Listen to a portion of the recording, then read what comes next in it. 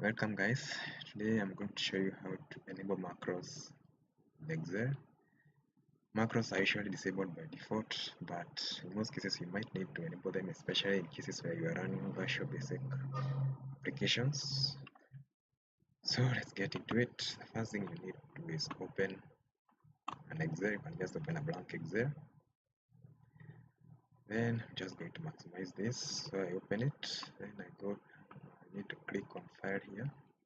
Click on File. I scroll all the way down up to Options. Then under Options, you look for Trust Center, option Trust Center, which is here.